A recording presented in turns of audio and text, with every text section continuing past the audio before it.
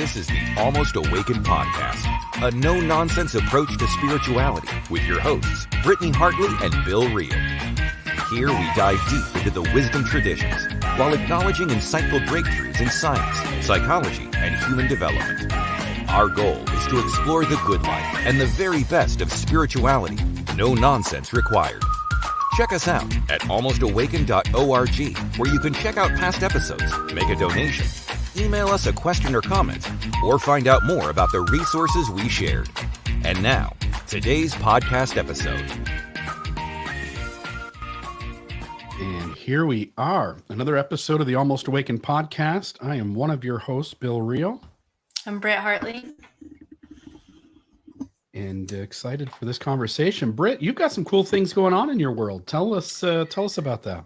I do. Well, first I want to say that our last episode on attachment styles, I think for all of our episodes, like it reminds me of things or I'll want to do more work in a certain space. But I think of all the episodes that we've done, that one, when we finished that episode, I really sat back and said like, ooh, like I've got some work to do.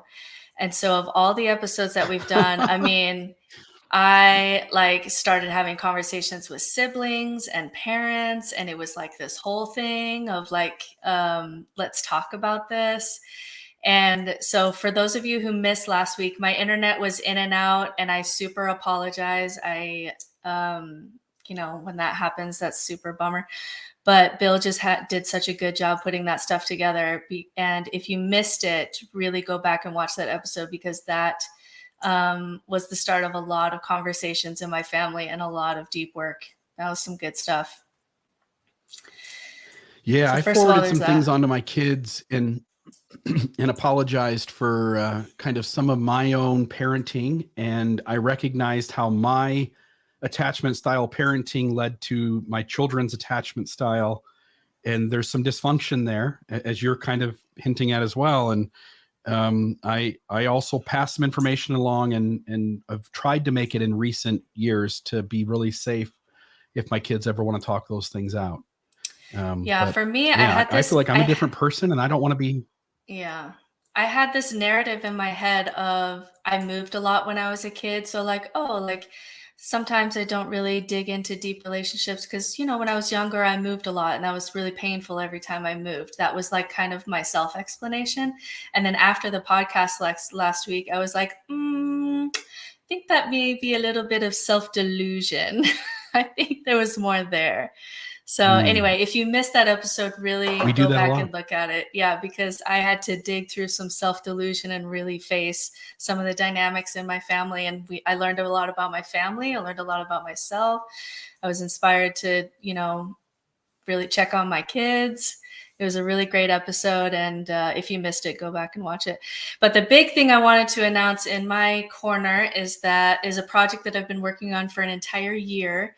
And it is releasing my Reconstructing Spirituality course, which I am just so excited to finally have put together. It has all my best stories and guided meditations and a workbook and resources for rebuilding your spiritual home. And so just really quickly, I won't get into all of it. I'll have links for it. But just really quickly, I feel like people who experience a really big faith deconstruction, like that spiritual home was like bulldozed a lot of times, and I've been talking to people for years and years and years about their faith.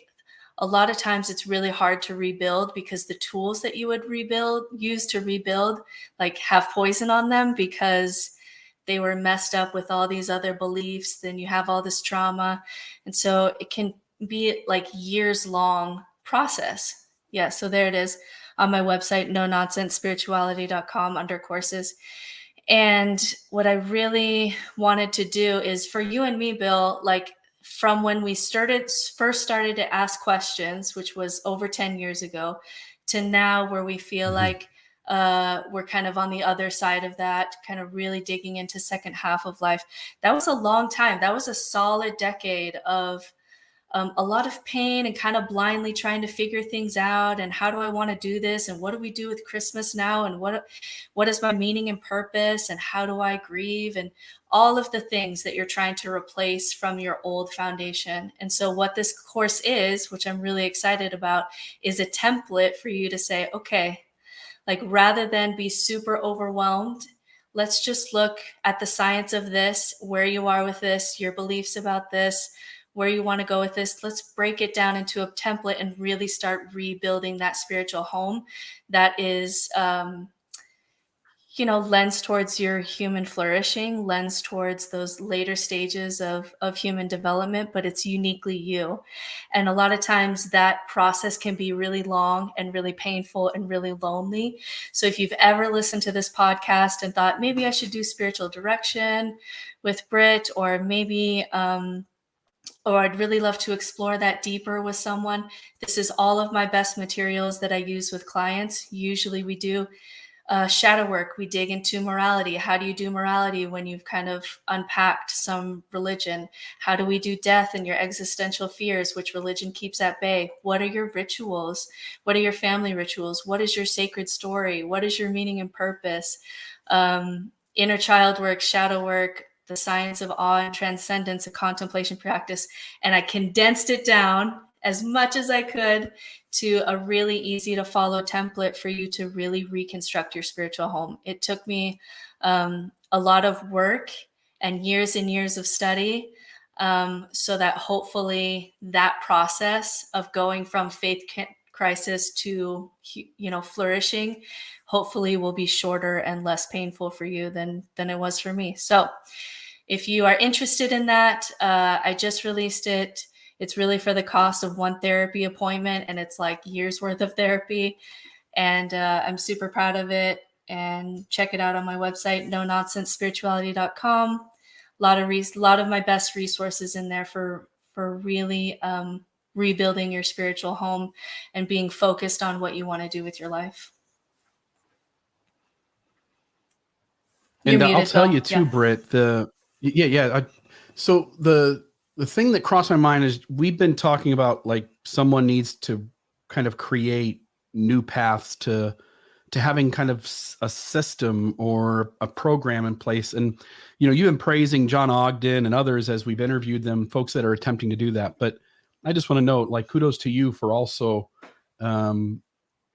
doing parts of this and creating something that others behind you can learn from, and like you said, quicken the awakening process so that they can flourish sooner once the crisis starts. And so I applaud you for doing what you did. Thank you. So I get a lot of personal meaning and purpose by trying to make this process easier for people. Because I remember, 12 years ago when we kind of started this journey, there wasn't the resources that there is now. And it didn't need to be as long and painful for me as it was. And so I'm hoping to make that easier for others. And I put a lot of study and really my best material in it. So check it out if that applies to you. Okay, but for today, I think you said $200 is nothing. So yeah, I mean, a little bit of a delay, what I cover is like months and months with the average client that I've had. I know that there's certain things that we'll have to hit. And so rather than do that over the course of a year, you can really do that on your own time at home, which is especially great for if you're working and you have or you have kids at home, that kind of thing. So I really wanted to make this work available for everyone. So speaking of, one of the things that we'll touch today is awe and transcendence and contemplation practices, which is kind of one part of spirituality. And it can be a tricky one to develop when you're really wrestling with, what do I believe about God anymore, and that kind of stuff. So I think today we're going to dig into kind of the science of awe and transcendence, which some people just call God, but we don't necessarily have to use that word. There are other words for that. Some people call it the divine. Some people that call that just awe or transcendence or self-transcendence. But there's this one study that I wanted to show you guys, and then this tree that's super interesting that gives you a lot of options for how humans experience this.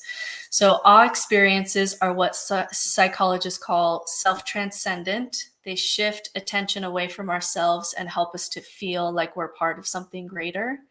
It makes us more generous. It kind of changes our concept of time. So you can think of like a waterfall, the Taj Mahal, Redwood Forest, Grand Canyon, looking at the stars. One experience that everyone has, if you've had this experience, is like when astronauts go to space and they look back at the Earth, which I obviously haven't had, but that sounds cool. A child being born, a concert, Beethoven symphony, whatever it is that gives you kind of that deep feeling of awe. And so for a long time, awe was really ignored by kind of science and psychology because it's woo. And then in 2003, there was this huge paper done on awe, on the concept of awe, and they kind of started to organize it. So for you, Bill, like how would you say like you experienced awe when you were in, and how do you experience awe now when you're out of like an organized religion? Ooh. Yeah. Yeah. So let me think this through. So awe in the life behind me, being active in a religious system, anytime something was taught that, whether it was true or not, that reinforced my belief in that system, I would get goosebumps and, hair on my neck would stand up. And I would call that the spirit and would see that as a spiritual experience.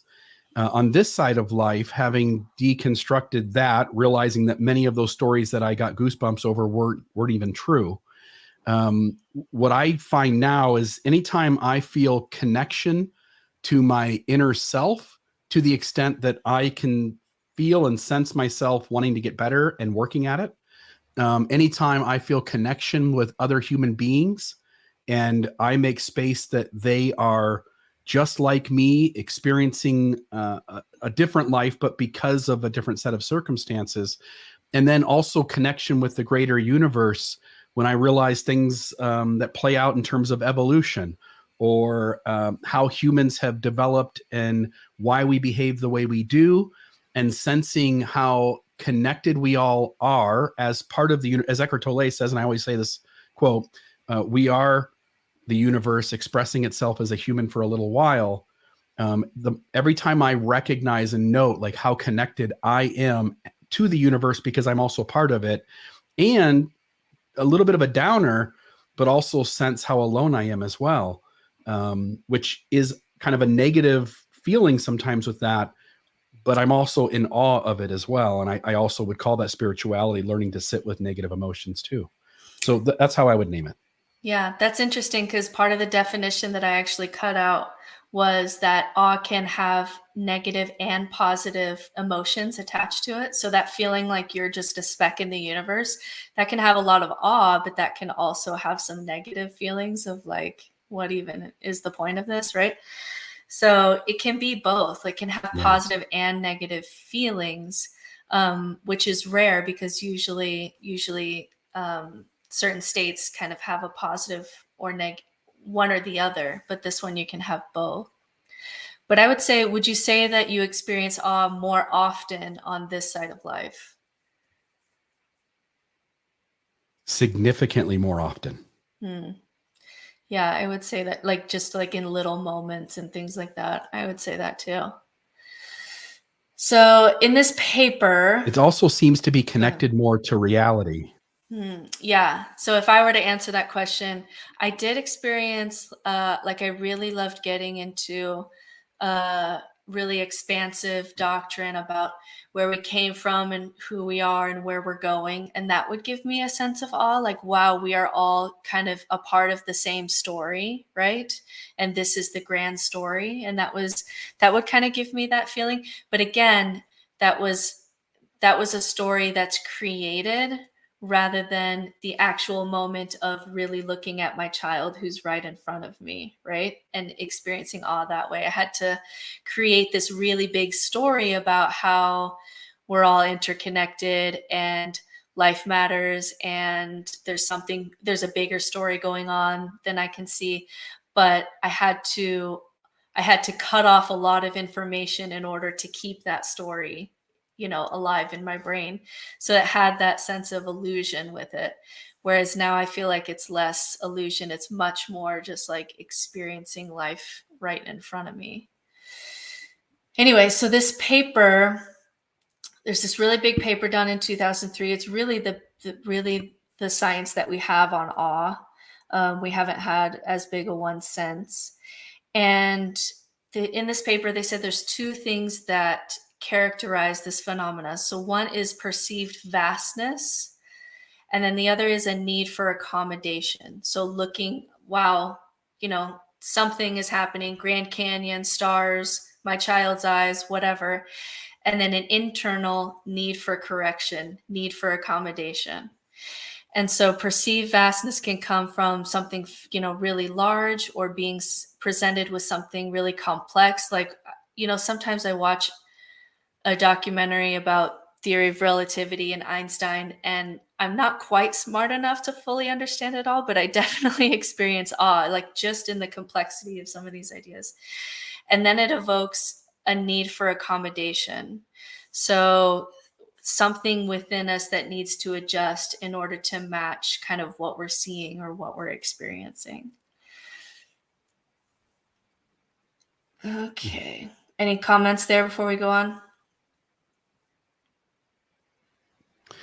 I think everyone's going to define this differently to some extent. As you'll pull up the tree here in a little bit, and we'll kind of show pieces and parts of this.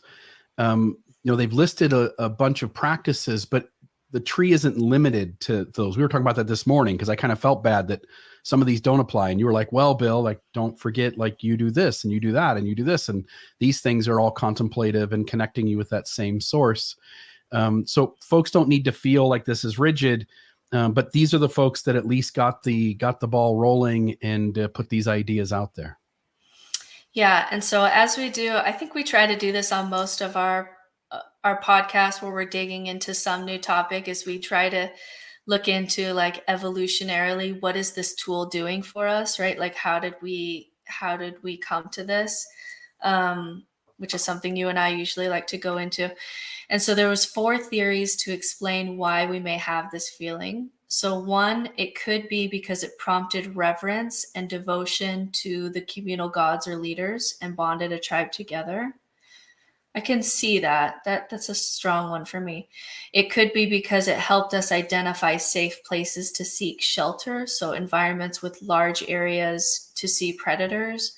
They had, in this study, it showed that children had a preference for, like, elevated positions where you can see around you. So maybe there's just like a positioning thing going on.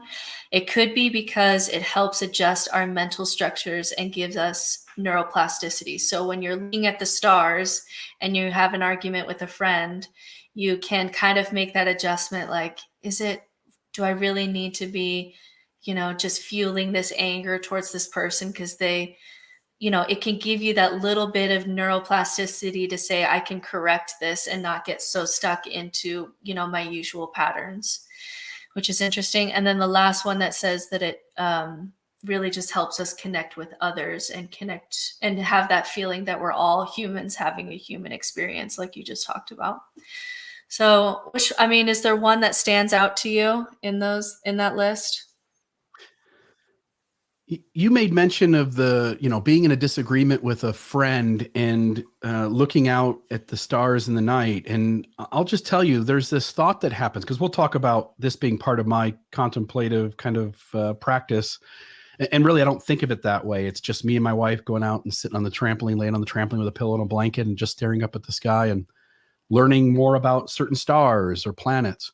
But what I notice is that in your story about the disagreement, there are times where I look out across the universe, and then in my head, I also picture all the people across the planet.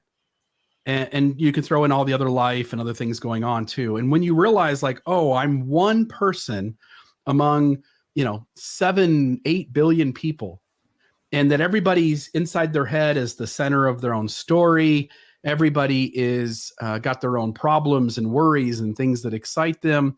They have an entirely different life experience. And so in this, this hypothetical about, being in a disagreement with a friend, or actually reality, it makes it really easy to go like, oh, like, is this a big deal? Is this disagreement I have because they have this personality and this life experience, and I have this personality and that life experience? There has to be an easier way to come back together and to reconcile and to repair. And sometimes just sensing how small you are in the vast universe does make some of that easier. Interesting. Yeah, it sounds simple. I just go out on the trampoline with my wife sometimes, but there was like multiple things you were talking about there. So there's some stillness. There's also some like generative practice of you're visualizing something. So like that has a purpose. That's a whole contemplative practice. So, there was multiple things going on there where you look like at a simple thing, like going out on the trampoline, and you may think, oh, I don't have a contemplative practice because I can't sit, on a mat perfectly cross-legged, for 6 hours. And it's like, no, there was a lot of contemplation just packed into that experience. Okay, so who experiences awe? This was interesting. If you're extroverted, you're more likely to experience awe. They think it's because you're more open to new experiences.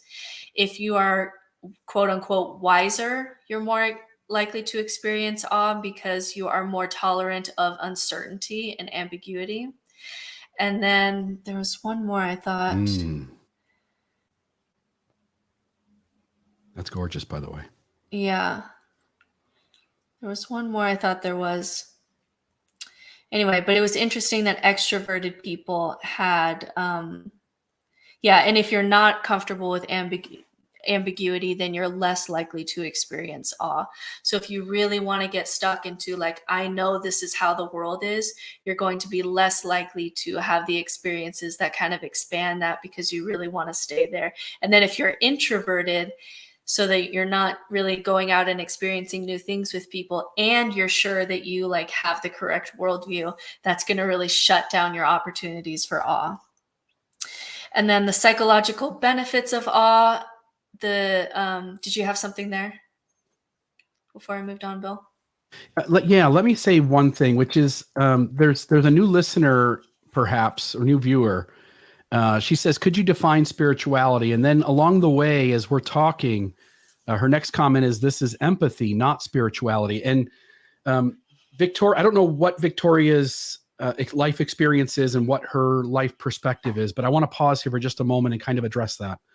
So in the old paradigm that you and I came from, we're inside a religion. In a religious spiritual experience is kind of in a certain box. The religion says, hey, these are the ways you get close to God. This is how you experience God. And so people coming from any sort of system may have a very limited way in which they see spirituality. We're trying to expand that box, Victoria, and there are a lot of experts in this field who deeply agree. One thing I would just suggest to you, and I don't mean any offense, I mean this in all seriousness, take a simple book like The Four Agreements with Miguel Ruiz. And when you read that book, you realize that folks like Brené Brown, Jack Kornfield, Eckhart Tolle, I would even go as far as saying Sam Harris and Jordan Peterson, who often disagree with each other, are often pointing us to a bigger, more grand universe and bigger ideas that are out there.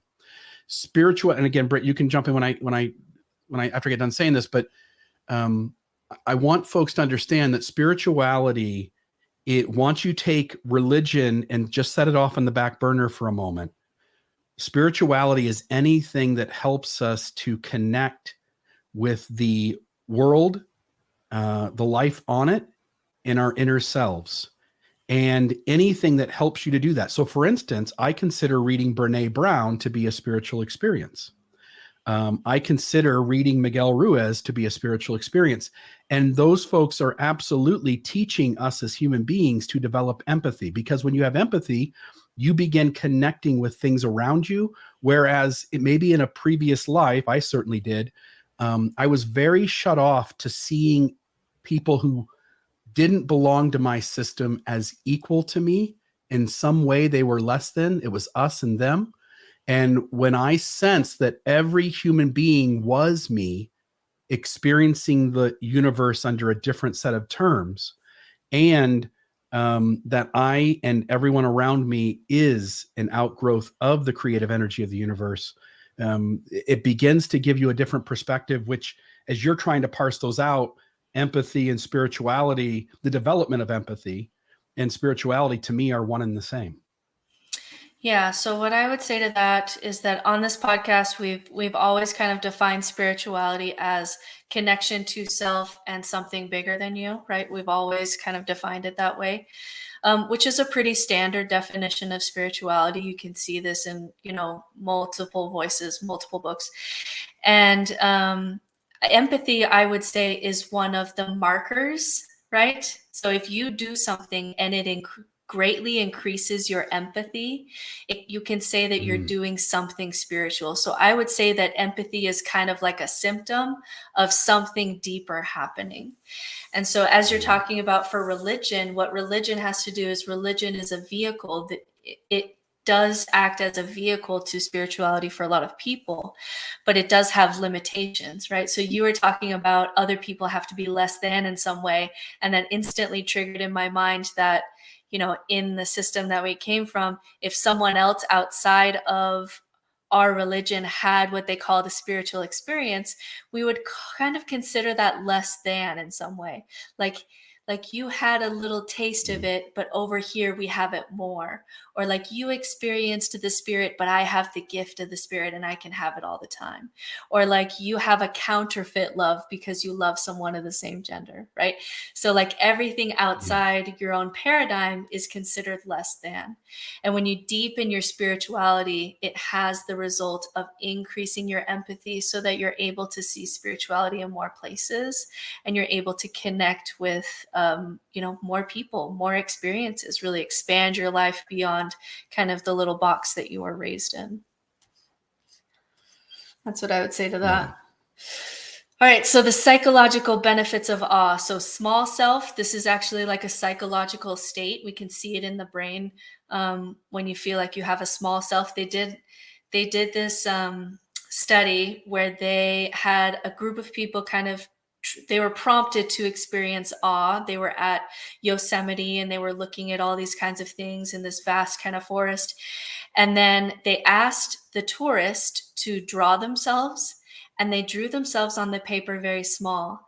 And then when they asked a similar group of tourists in the middle of San Francisco to draw themselves, they kind of like drew themselves really big on the paper. And it was just like this interesting subconscious like twist of like, I feel like I'm not maybe the center of the universe anymore, right? I'm part of something much bigger. Time can slow, which is interesting. It'll change our perception of time. We'll feel like we have more time than we did when we're just kind of stuck in like the hustle and bustle of life. We'll feel more connected, increase positive mood, decrease of materialism. And there's studies that support that after an awe-inducing experience, they were less motivated to do something annoying to get money. They just said like, it's not worth it. And they would just kind of stop earlier than people who didn't have an awe experience. And then generosity, which Victoria brought up when she's saying empathy. All these things, empathy, generosity, these are symptoms of what's happening on the surface because something deeper is happening, some spirituality is happening, right? So generosity, they did a study where, and I always wanted to be a part of a study because they're never studying the thing that they tell you that they're studying. Anyway, so they made up kind of this study, and one group looked at a forest of trees and one looked at a blank wall. And then the experimenter would like drop their pens and just kind of like see who helped. And the people who like kind of had more of an awe experience with the eucalyptus trees would stop and pick up more pens than the ones who were just looking at just kind of a blah concrete building. And so the science of awe is super young. This is less than 15 years old. So there's still a lot we don't know. We don't know how children express awe. We don't know, like when children like everything is magical all the time. Like we don't know how or when those feelings of awe go away, like when they become teenagers and angsty and don't want to go to the Grand Canyon because it's stupid. Like, how does that happen? We don't really have the studies yet, so maybe that will happen in our lifetime. How our senses are related to it, how we can teach people to experience awe. Can we do this in a lab? Does it have to be with more, out in nature? There's still a lot that we don't know about it because the science of it is really, really new. Okay. We do know that it's a good thing. I'll just say here, Britt, just noticing,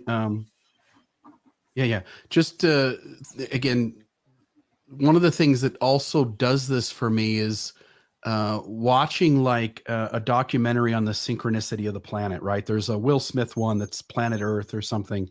And to realize that over billions of years, this planet has worked out processes where certain environmental happenings on one side of the globe deeply impact what happens on the other side of the globe. And it also causes us as humans, hopefully, to have more respect for the planet, to have a sense of wanting to take better care of it. I also would consider those kinds of things deeply spiritual. And again, anything that causes me to show up more connected to the universe around me, including my inner self, is part of that. Yeah. And like we said earlier, that can also, you can have with that negative feelings, right? So like when I'm watching a nature documentary and they say that the last two northern white rhinos who are females, these are the last two, and we in our lifetime very soon are going to watch this species become extinct.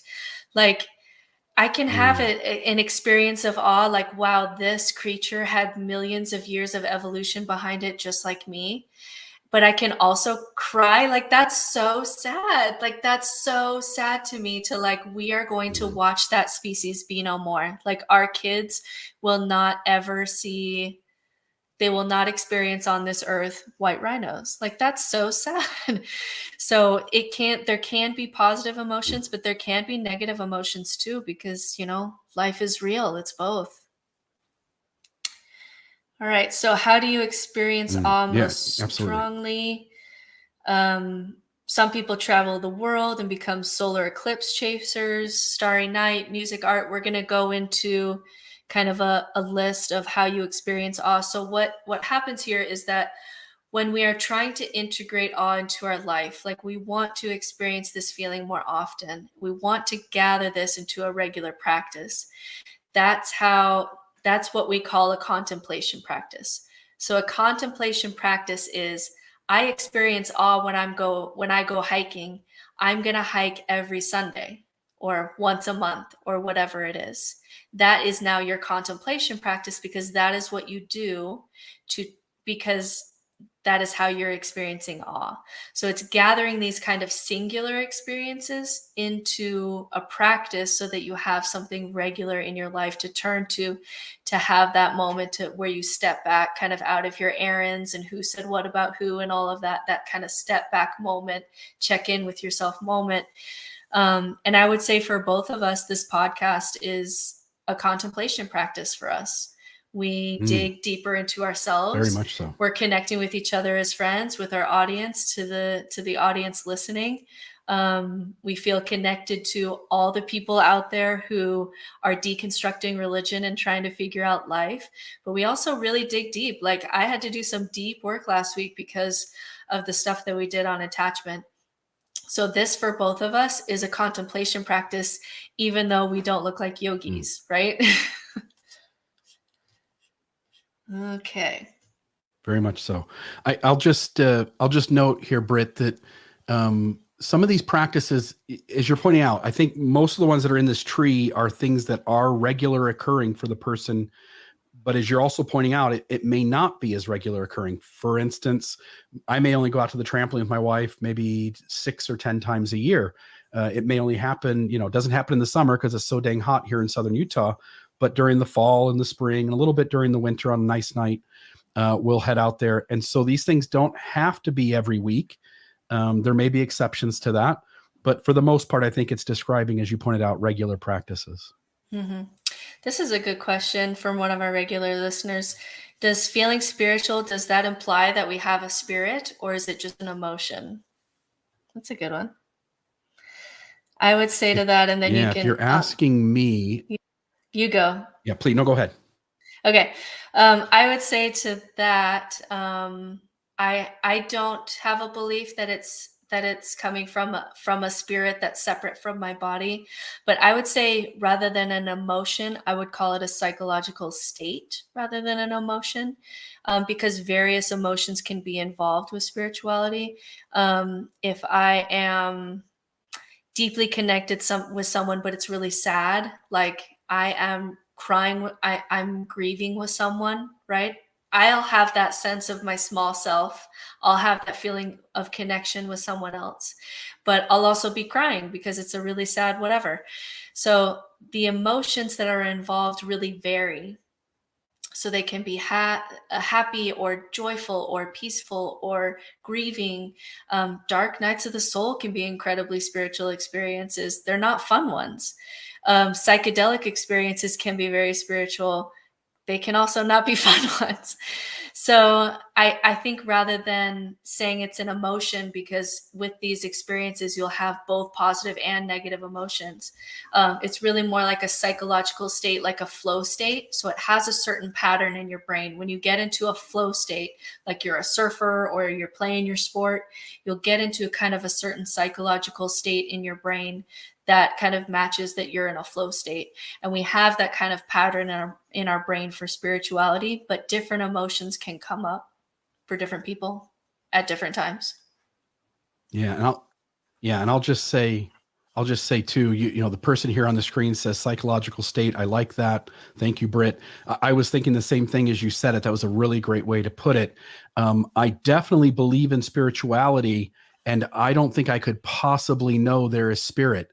So I'm not sure there is spirit, and I definitely believe in spiritual. So for me, that they absolutely have to be able to have one without the other.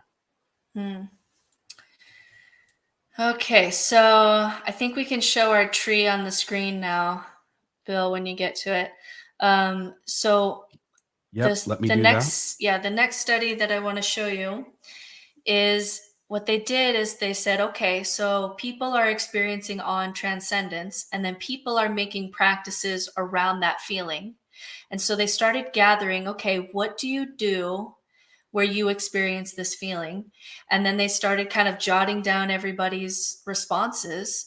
And then they kind of made 7 groupings, which I thought just was super interesting to share, because you're going to resonate with some of the branches on this tree more than others. Some of them I really don't have anything at all. Some of them I feel like are really strong because this speaks to me. So it's a really just great opportunity to say, where do I resonate? And also, is there another branch on the tree that I'm curious about that maybe I feel called to in some way that I want to try out? So the first one I would say is just like your classic stillness practice. So centering prayer, quieting and clearing the mind, mindfulness, sitting on your mat, any kind of meditation practice, or even anything where you're just, the practice is really sitting still. And through that process, you're going to connect with yourself and you're going to connect to something bigger. And these are going to be deeply meditative practices, and sometimes even just silence practices. If it's a certain place you like to go and sit just to be quiet, you know, like you go on a walk and you sit on a bench and you sit there for a while and you're just staring at the water, that can be a deeply meditative practice, just to be still. The next one I have on my list, it's somewhere else on the tree, but the next one I have on my list is generative practices. Well, first, before we go on, what is kind of your experience, Bill, with stillness practices? Does this one really resonate with you? So a little bit. I don't really have any practice of sitting still in quiet spaces and just kind of getting into my head and kind of figuring out what new is going on there. But I do find that in the midst of noise and chaos around me, sometimes I can quiet my mind and really sit with an idea that was just said. So for instance, one of the things I'm really guilty of in my friend group is being a horrible listener. And it's because the way my brain works. So I'll be with 5 or 6 friends. We're having a great conversation. And one of my friends will say something incredibly insightful. And while the conversation continues, it's almost like I'm some other place, because I'll be inside my head and everything is quiet. And I'm walking that idea out to all of its logical ends and going like, oh, like, what does that mean for this? And what does that mean for that? And then when I return to the conversation, I've missed the last 2 minutes of what people have said, because I can't help it. I try intently sometimes to go like, look, don't do that thing you do, Bill. Stay with what the conversation that's being said. And within 3 or 4 minutes, my brain goes off on something that one of my friends mentioned. So I have an ability to kind of create a quiet space in my head amidst the chaos. I do it a lot of times during movies. If there's for instance, I've told you this before, if there's a death in a movie, I will suddenly start to kind of have an inner meditation on death while the movie's still playing out. And then I kind of have to come back to the movie and ask my wife what just happened. Because I've gone somewhere else for a moment as I think through that new thought that's, going on. That's interesting that the time that you really want to pause is like, I need to sit back and watch how this idea connects in my brain. So like, yeah, it's a kind of watching, but instead of watching a breath, it's still very meditative, but instead of watching a breath, you're watching connections in your brain form and how that connects to everything else you know. And so that's definitely a form of meditation, even if it's only a minute in a conversation and it's not on a mat with like a certain kind of music and ringing a gong and all the things and the incense. Just that pause is a kind of meditation. I'm going to watch my brain for a second here before I come back and connect to these other people. I want this comment up on the screen, Britt. Again, Victoria's, and by the way, we'd love the participation, Victoria. The whole goal of this podcast is to help people understand at least the concepts as we're trying to put them out there. I'm sorry, not that one. This one here. I would say that is consciousness, not spirituality. And I'll simply say, Victoria, that anything that helps you have greater awareness and helps you to be more present in the moments that you're in, rather than treat the present as if it's already the past, is also a form of spirituality.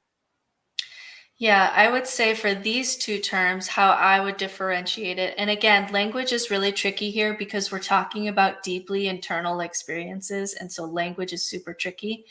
But for me, consciousness is just a state, right? It's just, all we have really in our brain is consciousness, whatever has the light on in our brains, and objects in consciousness, which is kind of our thoughts and our feelings and our emotions. These are just sensations that rise and fall in consciousness. So consciousness is just a state. It may go all the way down to the cellular level. We're still trying to figure out what consciousness is. We're trying to figure out the hard problem of consciousness. Maybe for one episode, we'll dive into that. But I would say that spirituality is the path that gets you to a place of that open awareness, which some people call just pure consciousness. Usually people don't walk around just in pure consciousness all the time, right? Unless you're like totally on a different planet than everybody else. So the path that you're using to get to that state, I would call spirituality. But sure, we could call that state consciousness, open awareness. There's lots of words for kind of that state. And I would just call spirituality what you do to get there. And then she talks later about pulling weeds, and we're definitely going to talk about that one. But the next one on my list is generative practices. This one is probably the one that like least resonates with me. But generative practices, rather than like something meditative where you're really just watching, like in that sense, you're watching how an idea connects in your brain, or you're watching your breath and you're watching an emotion, or you're watching your thoughts, whatever it is. Generative practices, you're trying to do something, right? So this would be like if you specifically go into a loving kindness meditation, like I'm going into this meditation because I want to feel this way about humanity, or I want to do like a visualization exercise. People do this in sports, people do this in business, people do this in mysticism. Imagine that you're a tree. Like, what kind of tree are you? Anytime where you're like focusing that I want to do something here rather than just watch, is something generative. So prayers are usually going to fit in here. So any kind of worship or prayer that you do is usually has like a purpose behind it, right? Maybe you want to have a connection to a higher power. Maybe you want a practice that helps you to tap into compassion for humans. It's kind of a devotional kind of worship, right? You're either imagining something or visualizing something or wanting to feel something or wanting to worship something. Maybe you're chanting phrases about God or love or gratitude or a mantra that's trying to get you to, surrender to something. These are kind of meditative practice with a very specific purpose. And I feel like this space, if you believe in God, I feel like this space has a lot more meat for you than if you don't. What do you think about that? I agree with you a bunch. And it also go back to what I said earlier about running through thoughts and kind of stilling the noise around me. I think what I described probably fits better in that generative practice rather than the stillness, where you just kind of empty your mind out and essentially try to quiet it. But I would say you're right. I think that folks that have a religious belief will tend to have a lot more focus in this branch of the tree than maybe the rest of us.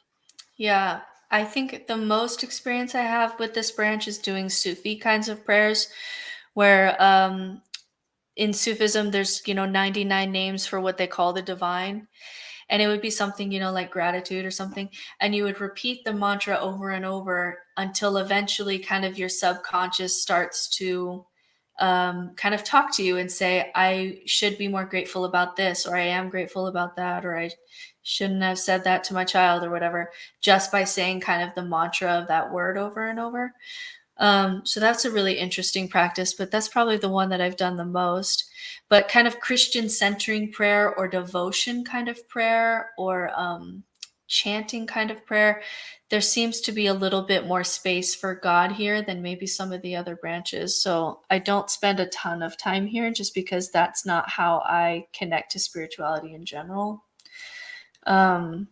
Anyway, but there's ways to do that without God too. I mean, any kind of loving kindness meditation that's Buddhist, that's not necessarily theist in any way, or visualization, you can do that just for sports. Like that doesn't even have to be related to religion at all. But anytime you're trying to generate a certain thought that has to do with spirituality, they would call that a generative practice.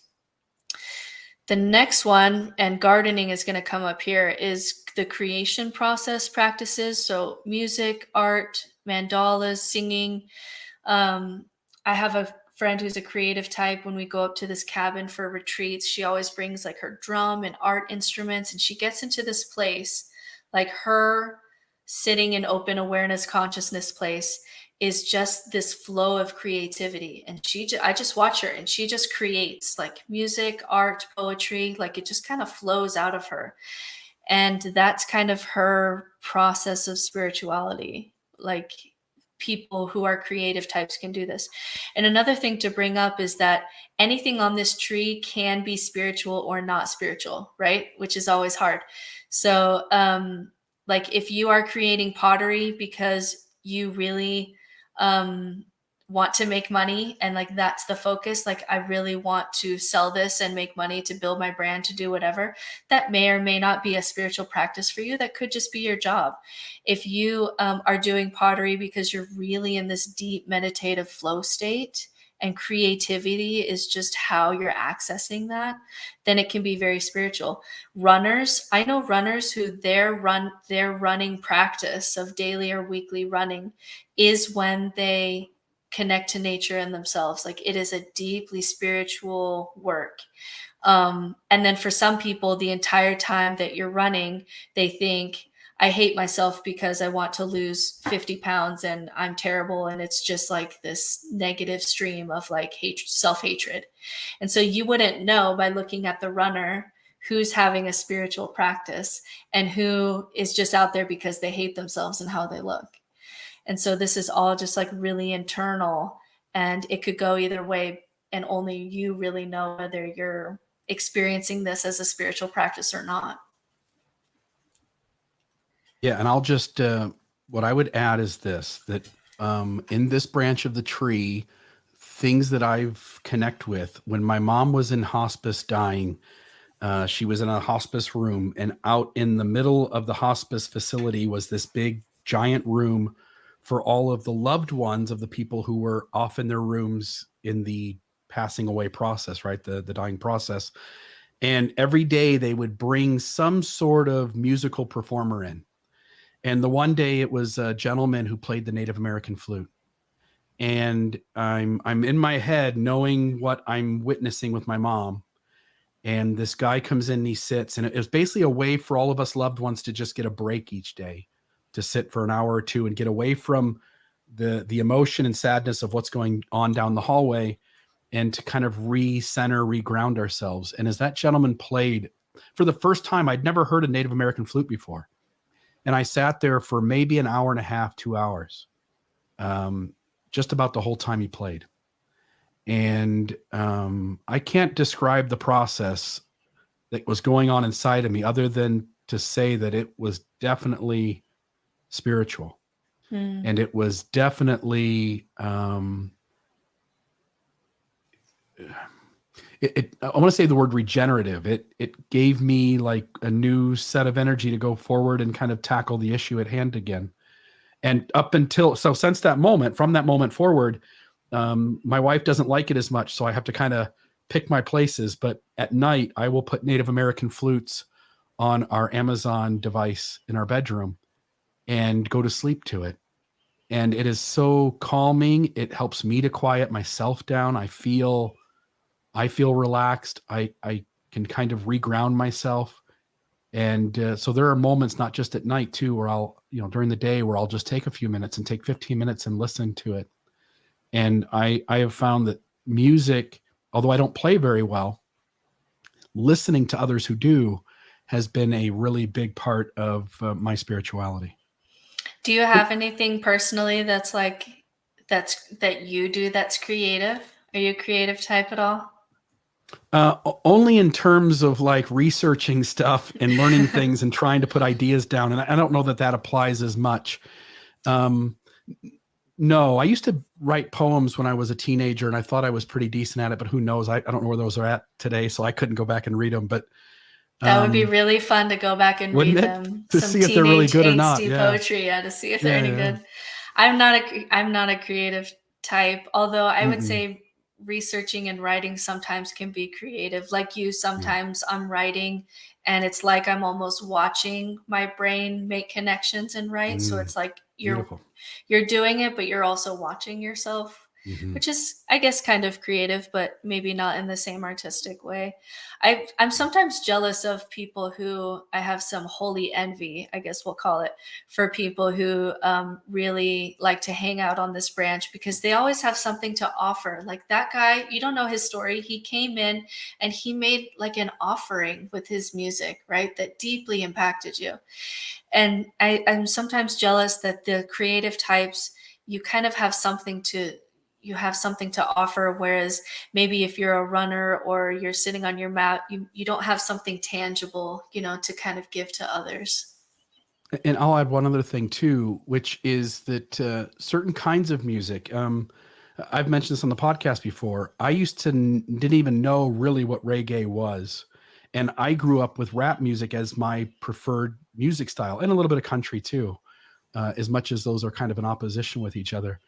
And from throughout my young adulthood, all my teenage years, rap music was what I listened to. And I enjoyed that. And I still go back to it once in a while. But over the last 2, 3, 4 years, I've really taken a liking to reggae, which is, if you listen to reggae music, it is very much like be good to the planet, be good to yourself, recognize you're part of the universe. And so it really goes in line with kind of my spiritual walk. And I've found that music is deeply impactful to my state of mind and my ability to kind of calm down and recenter. Beautiful. All right, the next one, this is really not one that I excel at either. is movement practices. I think we all know a person like who really has to move their body every day. And if they don't, like, they're not okay. Not just like in the benefits that it does to your brain, but there's something spiritual going on. So as Bill's pointing out, martial arts, any kind of like, Tai Chi in the park kind of stuff, which I've always wanted to try. That's one on the list that I've never done. Yoga, contemplative movement, labyrinth walking. I really love that. When I'm traveling, I'll always see if there's a labyrinth to walk. Walking meditation, Sufi dancing, which I've done, which is really cool. Martial arts. I know a lot of people who kind of blend their spirituality and martial arts. And for these people, really getting into their bodies is how they tap into that feeling of life, how they're tapping into this experience of awe and transcendence. And they really have to use their bodies to get there. So for me, it's not something that generally speaks to me, but I know for my husband, he's a triathlete. And I don't talk about him very much on the podcast. He's a really private person, but for his triathlete training, you go on 2-3 hour bike rides or runs, and he comes back in a whole different like spiritual state than when he leaves. Like he comes back a whole different person. And so when we were first married, sometimes I'd be annoyed at how much time he would spend training. And then as I've gotten older, and I've been married to this person for a long time now, I really, really support his training, because I came to realize like, this is your place. Like this is where you're experiencing that little bit of correction that comes when you kind of do something that's spiritual. And he comes back a better man than when he leaves, every time that he leaves to go do one of these things. Cause it's like this deep breathing that you have to do when you're trying to get into a rhythm of running or biking or one of these things. And then, just the breathing and then being out in nature and moving your body gets him into a whole spiritual space that really I've never experienced, because I don't know, I'm just kind of more of a head person, or however my body works. But I think we all know people who do use their body as really a space of spirituality. I would only add here that I grew up playing sports. Even just the other day, I was out playing pickleball, and there's something about like muscle memory. And when you do athletic things that you've been doing all your life, you as athletes sometimes talk about getting in the zone. Now I'm 43 years old. I've got bad knees. I pulled my hamstring that night, but there are moments where I got, I hadn't never played pickleball, and I haven't played anything like it for a decade or two. Pickleball is super fun. Yeah. And I had played tennis a little bit with my wife when we were young adults. And there's these moments where you kind of tap into all the practice and all the work that you put in earlier stages of life. And I don't know how to describe it, but there is something meditative about being in like a space where you're physically exerting yourself in ways that you've either trained your body or are training your body with repetition to be able to do certain things well. I don't know. There was just a certain kind of magic to it. Yeah, there is. That's a good word for it. There is a little magic there. There are multiple kind of like spiritual heroes to me that do martial arts, especially like Brazilian jiu-jitsu stuff, where you really have to like be flexible and watch your body react. And it's like it does something really magical for these people. And it's when I keep seeing it over and over as we're interviewing lots of people who are in spirituality and stuff like that. That's one that shows up a lot. There is something there about deeply connecting to your body that can become very profound. It's one that I don't have as much practice in, or I don't, like you, I have a bad knee that kind of limits me now. I tore my ACL too. I think you have a torn ACL too, didn't you? I have torn my right ACL once, my left ACL 3 times. Oh my gosh. See, I just did the one, and it was enough to take me out, and I never played soccer again, which is super, super sad for me. But anyway, but it is really interesting that you can deeply connect to your body. I had one client one time who was just a body person. Like he loved, like that's really just how he experienced the world, was through his body. And so it was really fun to develop a spirituality and really let him claim movement as a spiritual practice, because he always felt that me going and playing basketball with the guys and then afterwards kind of sitting out in the sun before I go out to my car, just kind of breathing, and I had he never had gotten permission to claim that as spirituality. But for him, someone who's just really, really deeply connected to his body, we kind of, not only did we give him permission, but we tweaked it a little bit so that he could really claim, like, no, these body things that I do are deeply spiritual to me. For some people, this wasn't on the list, but I've seen it with, what's his name? Huston. He wrote World Religions. I'll think of it later. The main writer of World Religions, kind of this leading interfaith guy, will even talk about sex as a deeply spiritual movement practice, that some people, just the connection that you get, that obviously that can not be a spiritual thing, but it can also have some spirituality with it, depending on your approach with it. Okay, next. Oh, someone brought up, backcountry skiing is the ultimate spiritual experience. That one, that's a good one. I was going to say here, whenever you're stacking multiple things, the more powerful the experience is going to be. So a couple weeks ago, I went to, a cabin with some girlfriends, and we went skinny dipping in the moonlight into the lake, and we just laid out. It was at midnight. We couldn't see each other really, but we just laid out and looked at the stars. So there's multiple things going on, right? There's Huston Smith, thank you, was the name that I was looking for there. But there was multiple things going. So it's being out in nature and looking at the stars. There's relational meditative work because I'm in community with other women. There's my body is really involved because I jump into this cold lake, right? I'm deeply going to really enter my body, and I'm going to float, and I'm going to really be present with my body. There's a kind of a ritual cyclical thing going on because we're doing it under a full moon. There's a stillness practice with it because, we're going to be still for a moment as we float and look at the stars. I mean, when you're stacking multiple approaches into one experience, you're really going to heighten that experience. All right, so next one is activist practices. So I would say that this would be one where you really excel, Bill. So this would be a kind of work where you're just helping people. So you're bringing life into the world. You're a teacher.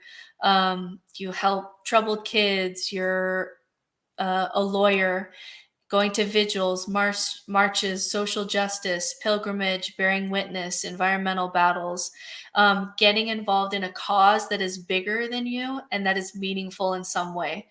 And we all know from statistics that this is one of the ways that the youth is experiencing spirituality. For many of the youth, something like Black Lives Matter or some similar social justice movement is actually a spiritual experience for them. And so activist practices can be very deeply spiritual. This past weekend, we just had the Boise Pride Parade. I went to one. I didn't go this year, but I went to one a couple years ago, and it was under the banner Mormons Building Bridges. And I went with some friends to support some Mormons who were in that space. And there was one experience, I'll never forget it till the day I die, but an old man looked at the sign that said Mormons Building Bridges, and he collapsed down and started bawling uncontrollably. And so I walked up to him. I don't know him. I still don't know his story. And I just hugged him because I know if you see the word Mormon and you break down into tears at a gay pride parade and you're like 65 years old, I'm going to piece together that you've got a story and you've got some deep pain. Yeah. I don't know what it is, but I just held him and we just cried. One of the deepest spiritual experiences I've ever had my whole life. And I think this is a space too, you, Bill, with the work that you do online. it's a spiritual work. You are a part of a movement that is bigger than you, and that is meaningful to you, that you want to be a part of, that you help a lot of people. I would say that this is one where you really stand out. Two thoughts here. One is that this can also be something that hurts your spirituality. So I remember being in a conversation with Thomas McConkie years ago, and I was in this stage where I'm just angry, and I'm gonna figure out how to even the score and make this entity of a machine that is the faith system I came from fix itself so that it doesn't hurt people. And he helped me to see that you can be so invested in making the world a better place that you are in some ways killing yourself. And I don't remember all the things he said, but he really framed it so well that I've never forgotten what I felt in that conversation and what my own thoughts were, which was, if you're going to be an activist, you have to figure out a way to somewhat emotionally detach yourself from the harm that this entity or this change you're trying to bring about, the negative that's going on there. So first. Second is that you're very right in that when I first started on this path a decade ago, I wanted nothing more than my religious system to be right and true and good, so much so that to frame it as it does, the only true church upon the earth. And I made a decision very early on, and I don't know what caused it. I don't know what brought me to that moment. It's not something that I take credit for. It happened the way it happened. But I made a decision very early on that I would not trample on people at the expense of trying to make my church be what it claimed to be. And so from the very get-go, when I sensed that someone was hurting, I somehow had the ability to recognize whether their hurt was legitimate and valid and reasonable, in spite of my church having the opposite view about what they were hurt over. And I don't know what that was, but yes, for a decade, I've had the ability to sit with people and not let my own beliefs get in the way, or my own religious system when I was a believer get in the way of sitting with somebody and going like, hey, what you're experiencing is real, it's reasonable, and it feels like a very genuine way to feel having experienced what you have. That's a really good point, because each of these, only you know kind of the reason why you're participating in it. So like I said earlier, like yes, there's a trap for each of these, that activist practices can be deeply spiritual. That moment with that old man was one of the most kind of beautiful human experiences I've ever had. But something like choosing some social justice battle, and making it so you're the good guys and you don't have to change anything, and the other side are the bad guys trying to bring down America, and you just have no room for anything else other than that. That's actually that's essentially a new religion, right? It's a new paradigm, and it's going to limit your spirituality rather than increase it, because now you just have a new set of good guys and bad guys, right? And so each of these can be spiritual. They can also be kind of traps. They can also be ego traps. You know, martial arts can be a deeply spiritual practice from people that I talk to who engage in it. You can also, you know, want to be the best fighter in the world so that you can, I don't know, have 10 wives and be the greatest in the universe, which would be more of like an ego thing, right? And so only you know, really, because we can't tell from the outside whether you're running because it's deeply connective or whether you're running because you want to get under 100 pounds and you hate yourself. So it just goes to show that, you know, all of these, the intent really matters, and what comes from that practice really matters. So if you're doing activist work and you feel deeply connected to the human story and wanting to do your part to make it better, that's fantastic. If you're doing activist practices because you feel great being the good guys and telling the bad guys to shove it because they're terrible people and blah, blah, blah, then we might have to check on, how is my ego getting involved in this practice? How is my tribalism getting involved in this practice, and maybe limiting my spirituality and making it really a new kind of religion instead of an open spiritual experience. Yeah. If you lose yourself in a negative hole, like you're stressed, you're expending your emotional energy, you are angry all the time, you aren't able to kind of sit with the other parts of your life that also need attention. Again, like you said, every one of these branches, you can get lost in it in a negative way rather than it being something that helps you awaken or helps your spirituality.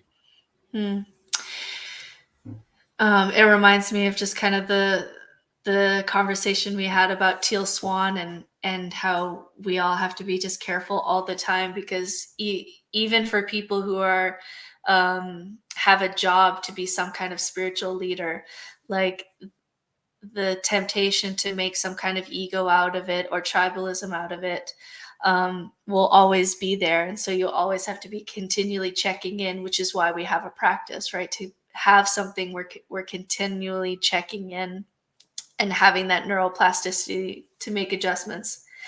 So the next one is ritual and cyclical practices. So this would be like a Sabbath day routine, sweat lodge, building a sacred space, ceremonies, rituals, seasons.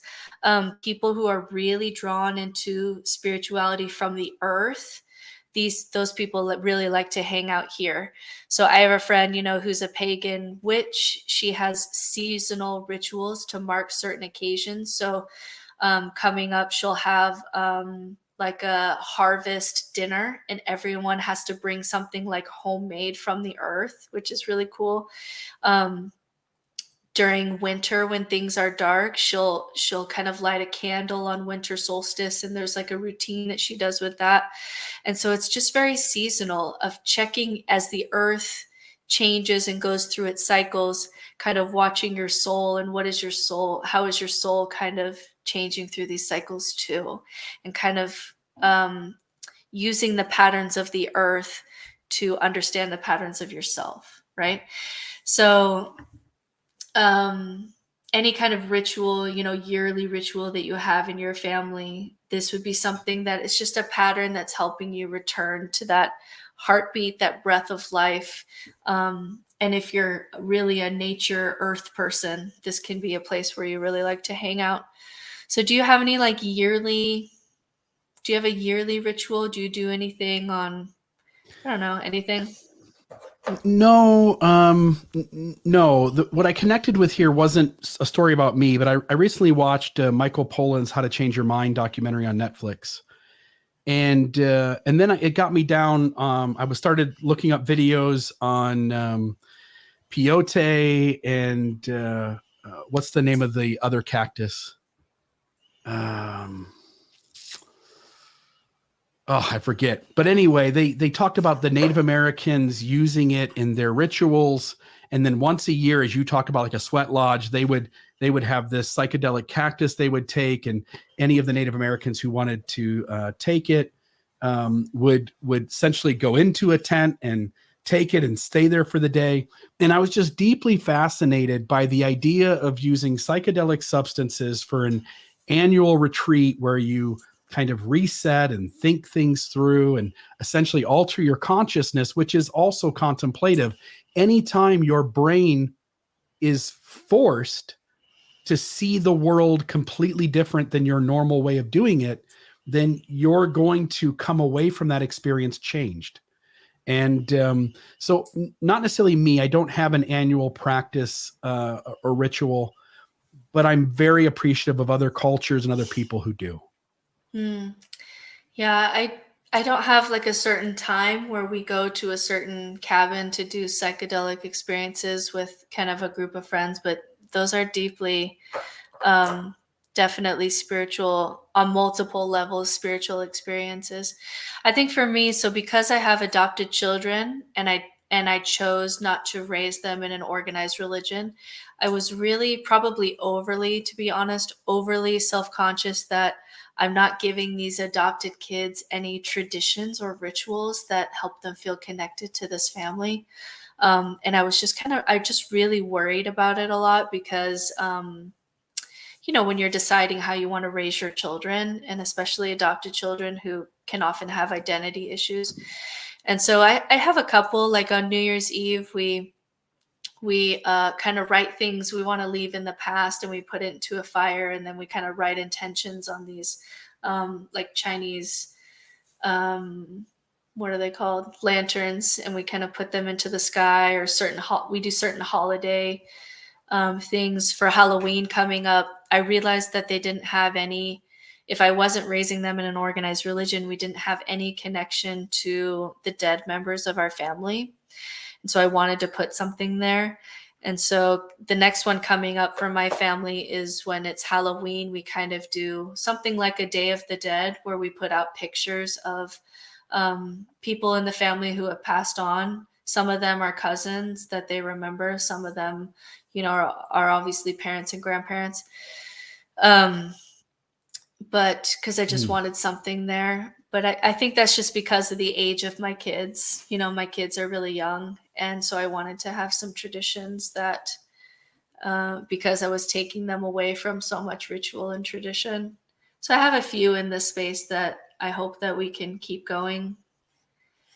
And then I think we're at the last one. So the last one, you and I spend a lot of time. I think this one is really big for both of us, which is relational practices. So relational practices are deep listening, reading and writing, storytelling, story hearing, deep dialogues, council circles, people around a fire talking about life. If you crave other people as part of your spiritual life, you'll need to find ways to integrate that into your life. And again, there's been so many times where someone will say, I'm not a very spiritual person. And then it's really because they see spiritual as like a meditation thing, and they don't see that them doing deep listening with their friends at a lunch can be a deeply spiritual experience, but they just had never been given permission to call it that because it doesn't look like prayer in a church. But if you're a social person and you need humans and you need stories in order to have that connection to the broader humanity, relational practices can be and are very deeply spiritual. So for you and I, we spend a lot of time talking to a lot of people about deep things because I think that's a spiritual practice for both of us.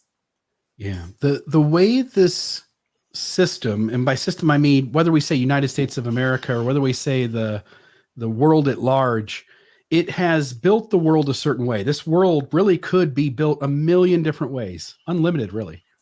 And the rules and the mores and the morals and the expectations that are placed upon us, we're expected to look, walk, talk a certain way in our society. What that does, that's been built the way it has in order to perpetuate the system, to perpetuate the collaboration, to perpetuate the agreement, all of us collectively agreeing that the things in this country, for instance, mean what they do. But it's also prevented humans from fully being authentic. It's prevented humans from being fully transparent.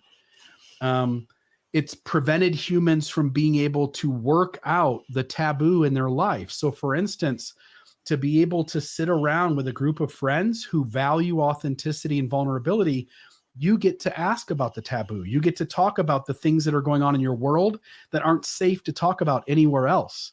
And I deeply believe that's spiritual. For me to sit around with my 10 friends and to be talking about issues in my marriage, talk about sexuality, talk about psychoactive drugs, to be able to talk about just the song that somebody listened to recently that they fell in love with that I'm not even aware exist. There's a chance in what they're calling a council circle where I sit around with my peers whose opinions I value, who I also see as being deeply spiritual, awakened individuals, and to be able to work out all the difficult things of life that there was never even a place to have the conversation. So for instance, when people, most of our audience will recognize that when they got married, nobody taught them how to really handle parenting. Nobody taught them what sex was going to be like. Nobody told them the truths of this world. And now I'm 43 years old. I actually turned 44 on tomorrow. 43 years old. And for the first time in my life over these last 5 years, I've been able to work out things that were never safe to even talk about. So there's very much a deep spirituality in these relational practices. When you value the life experience, the opinions, the perspectives of your peers or some group of people around you, you get the chance to have these open conversations that are deeply impactful to your own development. Yeah, I would say, I mean, really vulnerably telling my story and hearing someone tell me their story is still one of the, like, if I wanted to, like, as quick as I can have a spiritual experience, that would probably be the one that, like, if I can vulnerably say what I'm really feeling and thinking, and you can too, and we can connect as humans in that space, that is a temple to me. Like, that is sacred ground to me, for all the things that you're talking about. And it reminds me of, when you do psychedelic experiences, a lot of people, or even people who drink alcohol or smoke marijuana or something, to give them, to help them bring the wall down so they can speak vulnerably. I almost feel like I'm getting to the point that I can sometimes maybe skip the psychedelic experience. I just want to, the afterwards, where everyone kind of shares their journey on what they just went through in this super, super vulnerable space. I just want that. The drugs are sometimes a vehicle to that. And now, after having done that kind of quite a few times, I feel like, can we just skip, this group of people? Let's skip the vehicle. Can we just sit around and skip to vulnerably what's going on with you in your life right now? But sometimes we need vehicles to help us get there, but I feel like I need that less so. And I just want to get there right away with people. Like, what's going on with you? Like, let's skip how's the weather? Like, I want to shoot. After having those deep conversations with people, going back to, like, how's the weather, like, makes me want to blow my brains out. When I think of one of the greatest council circles I sat in, it was when you, me, and Anthony Miller and Jana Spangler did a 12-part series on Buddhism for beginners. And every one of those conversations felt like an incredible spiritual experience. I remember walking away from every one of them, hanging up the recording, the conference call with you three, and feeling like there was nothing better I could have done with that hour to 2 hours than to have sat with you three and to have talked about really kind of the inner workings of life. And so I think you're hitting on it. I'm hitting on it. Being around folks that you can work out the inner and outer workings of life, when it's the right group of people, can be manna. Yeah. Let's do one last question, and then I think we'll wrap up here.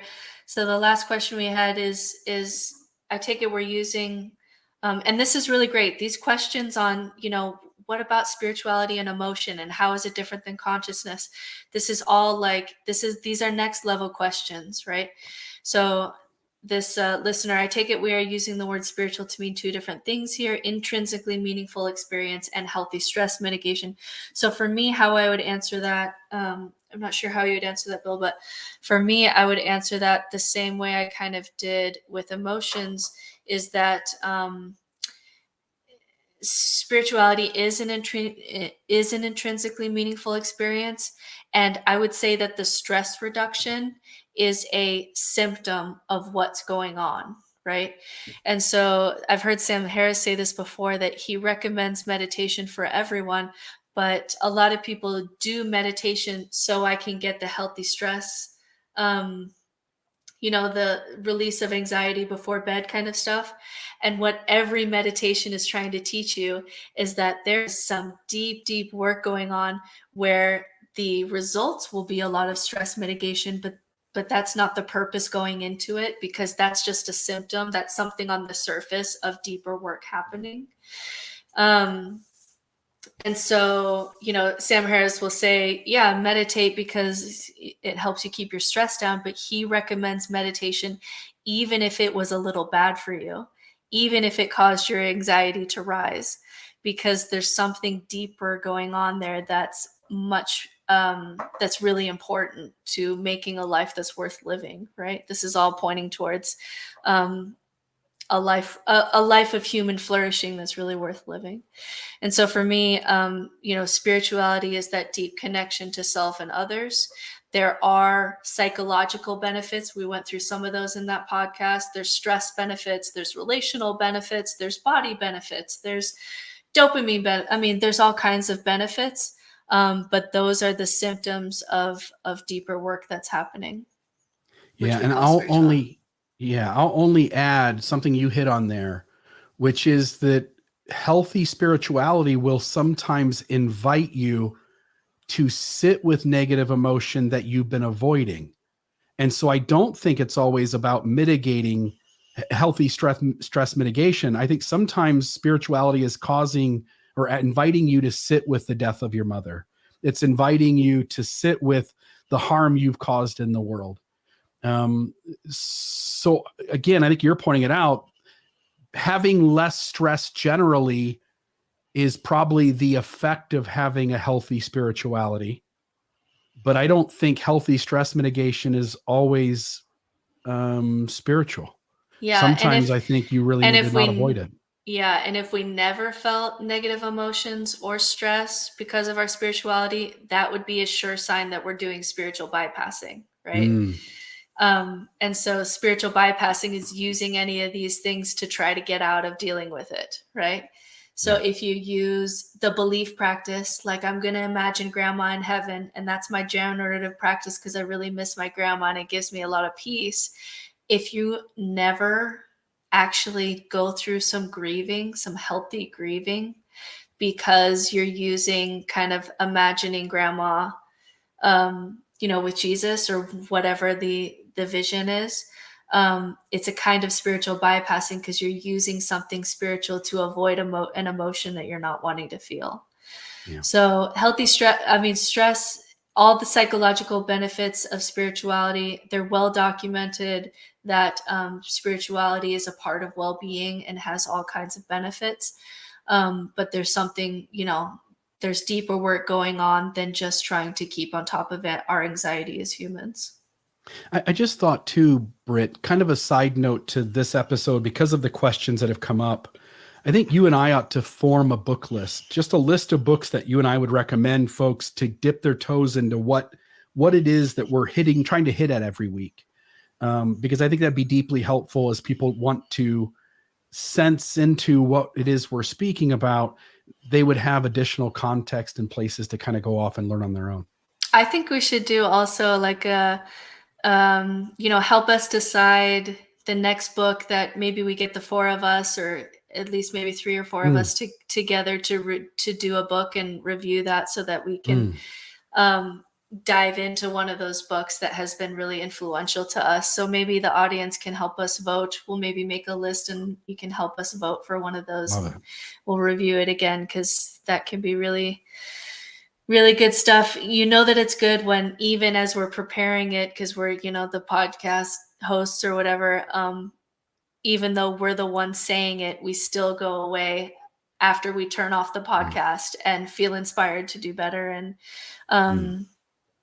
to continue this deep work and be more intentional with our day and our lives and all those things. That's when it's really good stuff, because even the person giving the message walks away feeling that inspiration. So we can start that list going, and maybe we can review another one of our favorite books, because spirituality, I loved the questions today, audience, about how spirituality applies to all these other different words. And these are just obviously our opinions on how we're figuring all that out. Love it. All right. So I think that's it for On Transcendence. If you want to check out that tree the seven kinds of contemplation, or contemplation tree. You can Google that. They also have worksheets on that website where you can print out a blank one and kind of go through and see which ones you resonate and which ones you don't resonate with. And then if you really want to deepen your work and rebuild your spiritual home, you want to kind of hurry that process along, if it were, and really dive into it, please check out my website, nononsensespirituality.com. I'm really excited for the course that I just published. It's the deepest work that you can do and the most transformational work that you can do in a shorter time and with all the resources that you need. It's the class that would have really, really saved me during my dark nights of the soul and the long process of putting my life together after faith transition. And so I hope that reaches you guys too. Awesome. Thanks, Britt. Thanks for putting this week's episode together. And I hope folks find new ways to maybe practice contemplative Is there any on the list after doing this episode? Is there any on the list that you think maybe you would want to try or want to experience?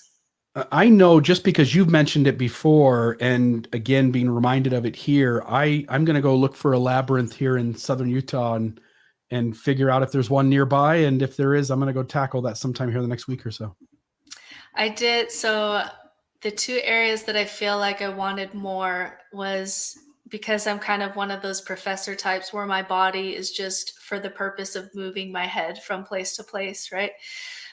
So I really wanted to get connected to the earth. So last year I got a beehive, and that's been a spiritual practice for me. It's been really my only experience of deeply connecting with seasons. And I've learned a ton from just watching this beehive, right? So I feel like I love that practice now. It's my only practice where I'm really kind of integrating with the earth in any meaningful way. But the one that probably still stands out for me that I want to experience more is getting into my body more. And that can be different kinds of meditation practices, or I really want to try Tai Chi. I think that looks so cool. I think maybe I'll look up a Tai Chi in the park. So Bill Real's going to go find a labyrinth. I'll go find some lovely Chinese elders to go in the park and do some Tai Chi with, and we'll return and report. I love it. Yeah. You can't wash it off, can you? Not entirely. No. Awesome. Well, thanks again, Britt. All right. Thanks, Bill. And thanks our audience. Great questions, guys. Yeah. Beautiful, beautiful. Have a great day, everybody. And you can always find out more at almostawakened.org. And hope to see you guys all again next week. Thanks, everyone. This has been another Almost Awakened episode.